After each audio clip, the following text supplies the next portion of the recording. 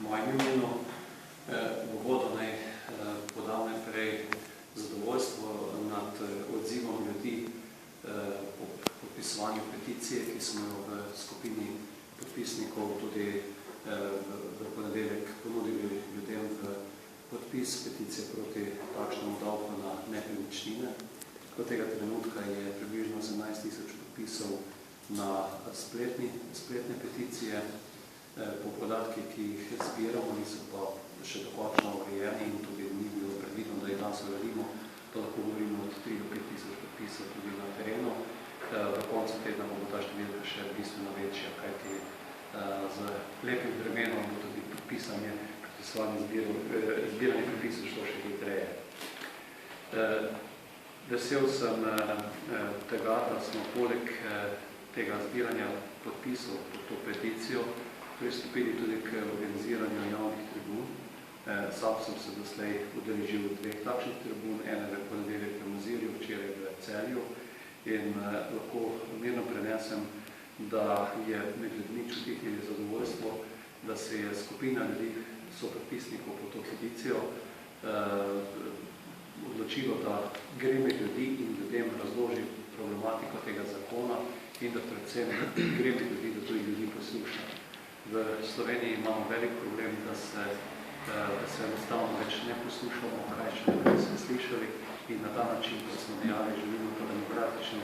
deficit, da si niti vlada, niti parlament ne vzameta dovolj časa za sprejem sistemskega zakona, je ta pot, da gremo med ljudi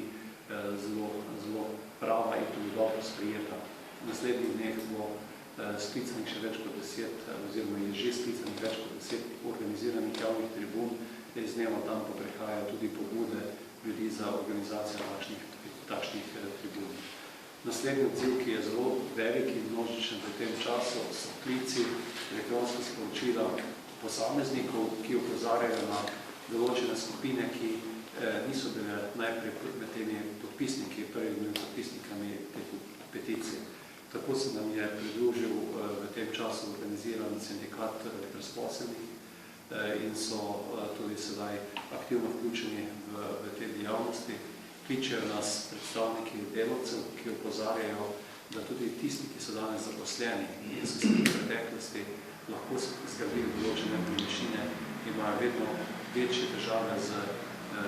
tem, da spravijo konec koncem za mesecem in so praktično vse te nove predvidene davčne bremenitve lastnikov nepremičnin nesprejemljive in mnogi med njimi tudi opozarjajo na krivičnost takšnih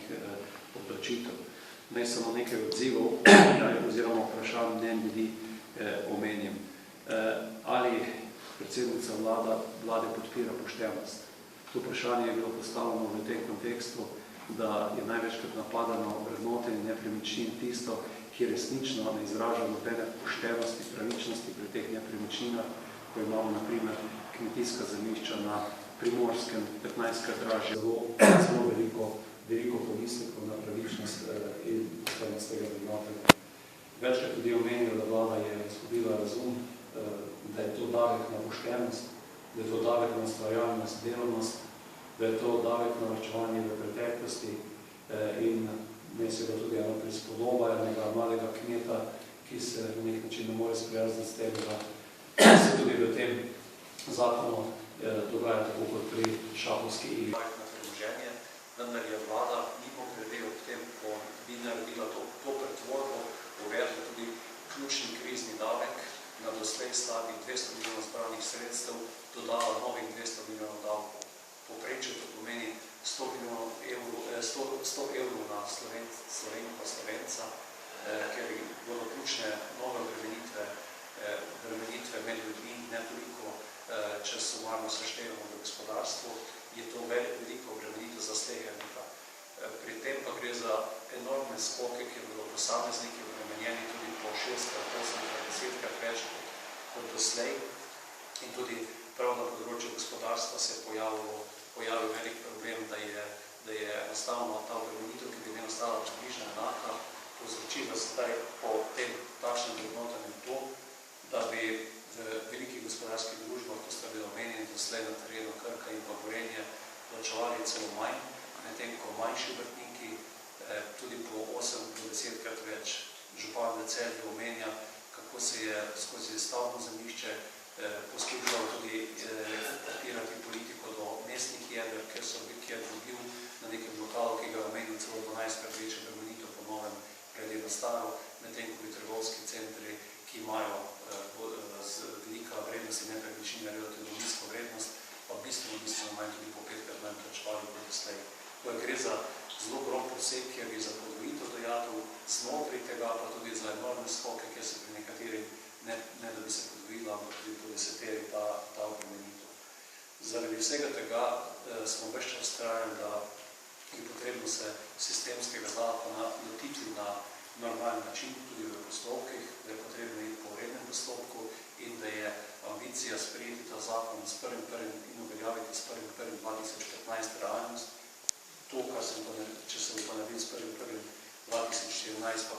prinaša za sabo celo vrsto pasti. Kar se tiče gospodarstva, so mnogi opozarjali na to, da resnično še enkrat več kršimo to osnovno vrednoto, ki je na področju gospodarstva, da želijo gospodarstveniki zahtevajo stabilno okolje in da nekako je nedopustno, da se v tem, ko pada konkurenčnost slovenskega gospodarstva, še nekatere toliko bolj obremeni, kot se jih je obremenjevalo v preteklosti doslej. Novi problemi, na katere smo bili upozorjeni, so problemi tudi velikih družin, kjer v bistvu so tudi dijalne dobave družine z večživljenjskimi člani, ki je normalno rabijo tudi večje površine in da gre za celo vrsto resnično teh problemov, ki se s tem zakonom tudi nastajajo. Kar se tiče naslednjih korakov oziroma ključnega namena te aktivnosti, ki jo pokažem pri nasprotovanju temu davku, je v prvi vrsti to, da smo več čas poskušali, kolega Prevc kot vodja poslanske skupine bo tudi povedal, kaj smo imeli za to, da bi se zakon sprejemil po normalnem postopku in da bi bila uveljavitev s tem zamikom s 1.1.2015 in da v vmesnem času tudi sodelujemo pri kreiranju rešitev, ki bi eventualno proračunsko luknjo zapolnile in da je takšen poseg in pričakovanje, da lahko lastniki nepremičnin dodatno za 200 milijonov evrov obremenimo preko noči, se pravi preko novega leta, posebno sprejemljivo. Koraki naprej so ti, ki jih je kolega omenil, da bomo poskušali v parlamentu z odbori, tudi javno predstavitev predvidena, vendar se ni šlo, kot vidimo, če je odbor za finance, predstavniki državnega sveta, ki so tudi med pobudniki peticije, zagotavljajo, da so že v pogovorih s kolegi v državnem svetu se pogovarjali in da se predvideva, da bo zakon zagotovo bil deležen veto državnega sveta. Prav tako so stekli pogovori s pravnimi strokovnjaki in tudi poročilo zakonodajno-pravne službe, ki smo dobili včeraj v državnega zbora, opozarja na zelo občutljivo materijo in na mnogih točkah tudi problem ustavnosti tega zakona iz večjih načel, ki ustavo spoštuje, zato ocenjujemo, da tudi dokoliko pride do sprejetja in uveljavitve tega zakona, bo zakon zagotovo deležen ustavne presoje, to je stališče Združenja občin, Obrtne zbornice in tudi Slovenski ljudski stranki podobno razmišljamo, tudi z pogovorom z ostalimi kolegi parlamentarnih strank podobno razmišljajo. Med pobudniki je bilo tudi čutiti zelo veliko odločenost, da se enostavno v tem temu, ko bodo ključne aktivnosti, javne tribune, podpisovanje peticij, aktivnosti morajo nadaljevati. O tem, v kakšni obliki, na kakšen način še ni